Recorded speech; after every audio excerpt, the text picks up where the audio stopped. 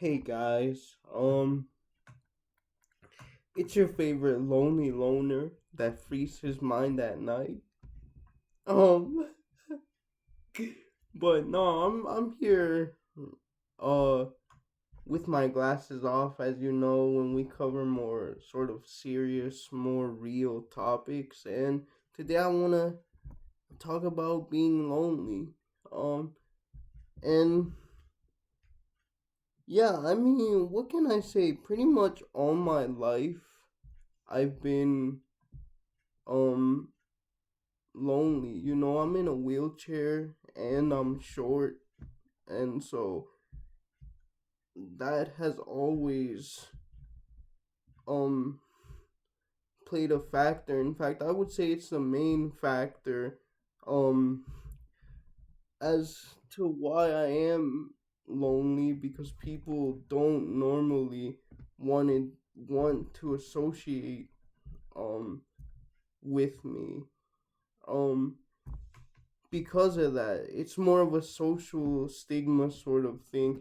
I, to be honest, I say a lot of stuff against disabled people, but it's disabled people as social, I guess, beings within society.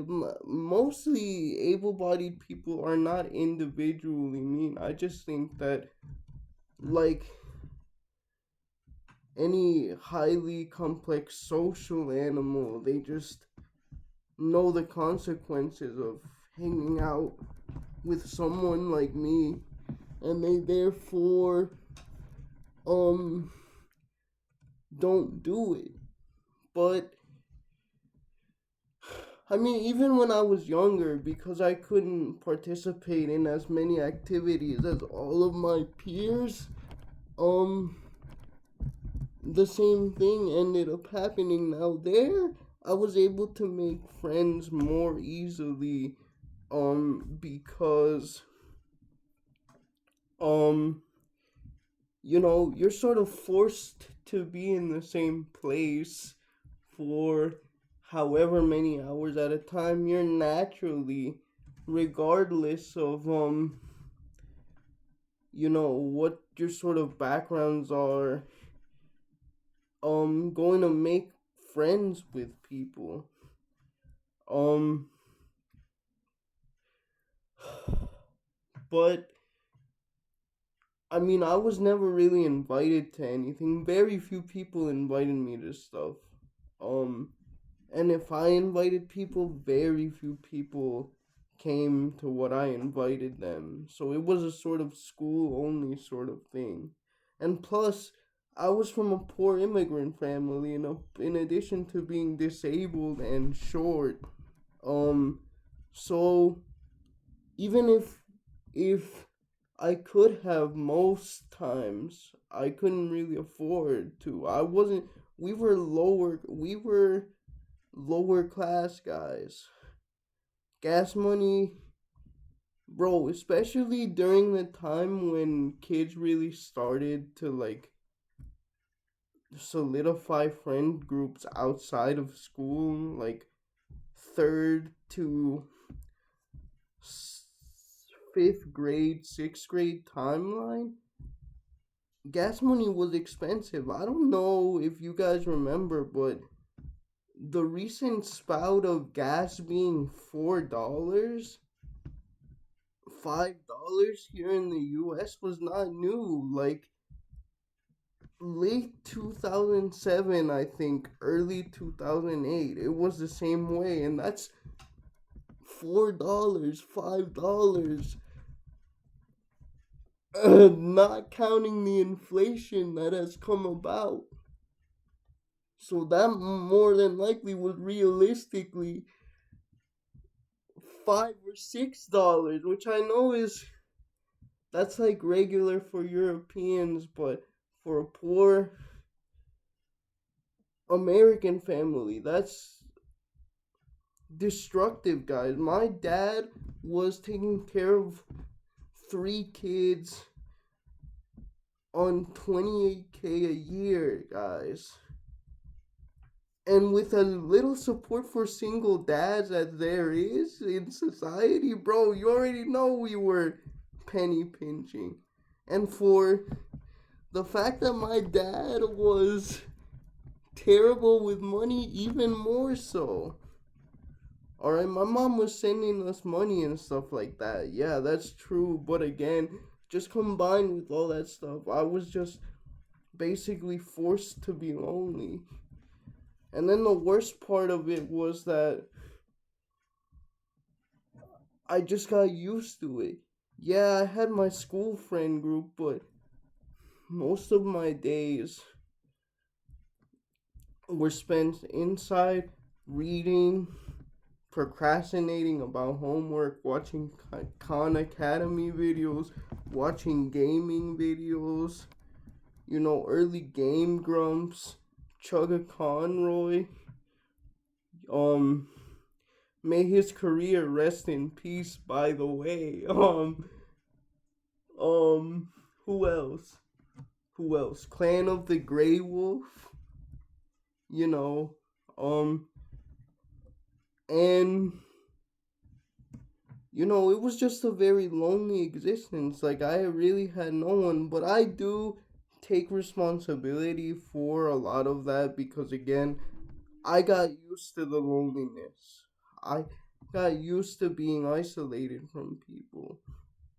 And that was my fault. And that I later had a surgery when I moved to another place at the beginning of high school. I missed my my first semester of high school because I had to get tendon surgery, guys. Um before my last growth spurt so that my legs wouldn't end up, or the tendons in my legs at least wouldn't end up in knots. Um and so yeah, like that caused me to lose that crucial initial sort of first month in high school. It was over before it began for me, literally, guys. Um and then I got sucked into the YouTube alt light pipeline, which is real. I mean, I don't think there needs to be a conspiracy about it, but I just, lost my faith, got sucked into guys like Sargon of Akkad, um, Armored Skeptic, the classic anti SJW people that made me toxic.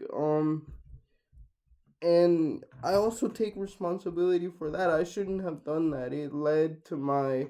Now, I got out of it, yes, but, like, you know, again, this wouldn't have happened if I could walk and if I were taller and if I were better looking. Let's be honest, guys. It would not have happened.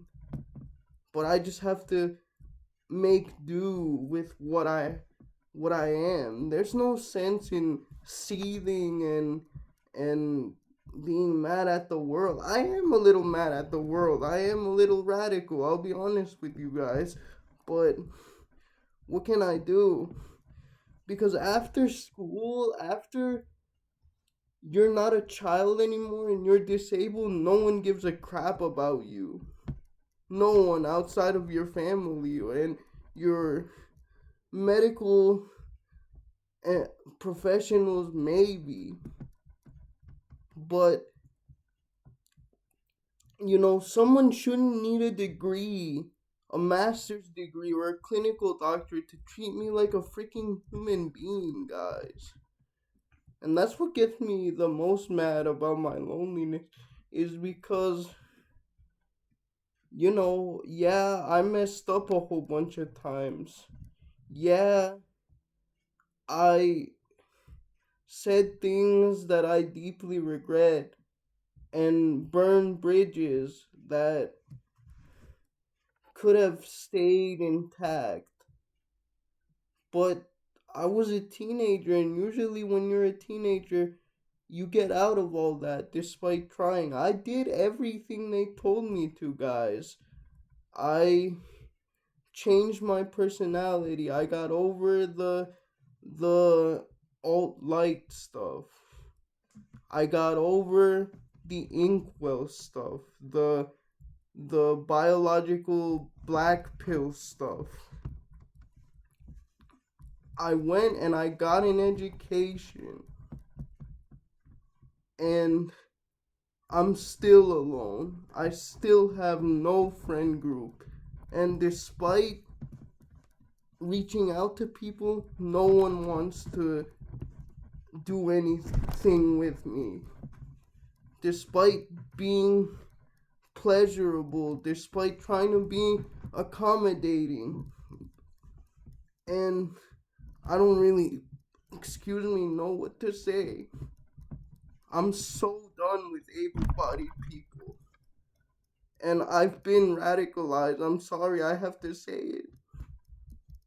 I've been radicalized to an extent. I think the only way to solve loneliness for disabled people is if we become a stronger community and become self-sufficient and marry each other and be friends with each other and fight for our economic rights.